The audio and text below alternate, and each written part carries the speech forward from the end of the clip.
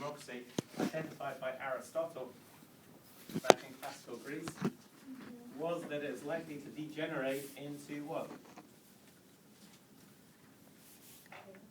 Chaos, anarchy. Okay? Imagine 250 million people having to decide everything. What's going to happen? It's going to be, where's the order? Where's the stability? How do you bring order and stability to that? Okay? So democracy, first, in its most ideal sense, is problematic to achieve. And secondly, from classical times, there's been a resistance to democracy on the basis that it gives too much power to the ignorant masses. That was the feeling of Washington, okay? And the Federalist parties, those elites who were worried about the democratic disorder and riots taking place in the backcountry. So the Federalist Party were very much opposed to democracy. And in many ways, you could argue, and historians have argued, the American Constitution was a conservative document that retreated from some of the more democratic ideals of some of the state constitutions. Okay, so there was a fear of the mob, fear of anarchy, fear of giving too much power to the people certainly during the revolutionary era on the part of elites. Okay? Andrew? My experience, if you give people like freedom, they don't know what to do with it. And power, they don't know what to do with it. I mean, everybody be okay with it for a couple of days and they get sick of it. Okay, so who should we allow to vote in this country? Yeah. Isn't there an idea of democracy like we represent our officials and they represent us?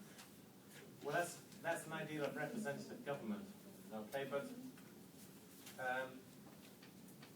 who is I mean, there's limits on who can vote. Does everybody agree here there should be limits on who can vote? Yes. Right. Or are we going to allow a baby to vote? Okay, so there's going to be a certain age limit. Okay. 50. Anyone under 50 should not be allowed to vote. With age comes wisdom. Okay, so there's a decision, okay? 21, and then it gets moved back during the Vietnam War era to 18. Okay, because it's seen as being problematic, morally, ethically, as well as politically, to make people fight and deny them of the vote. Okay, so where we set the age on voting is one decision. What about wealth? Okay, you've got to own property in order to vote, have a stake in the system, have some skin in the game to vote. Yeah?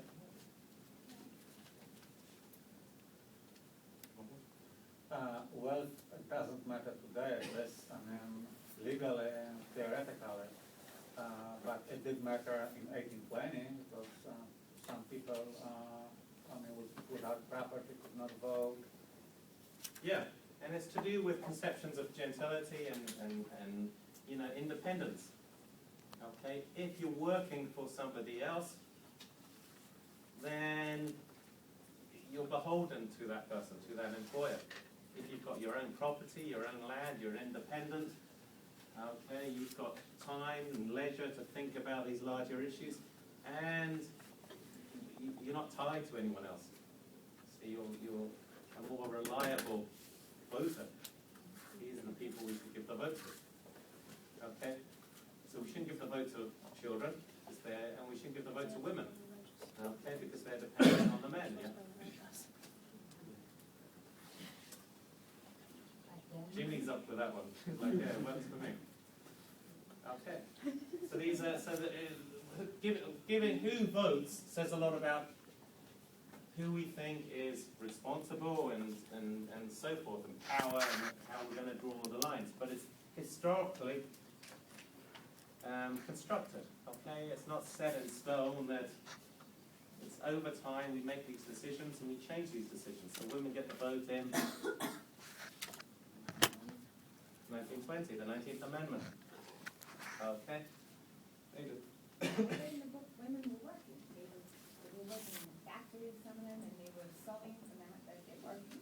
Yeah, and for many, we'll talk about the middle class, for many people that was disgraceful, outrageous.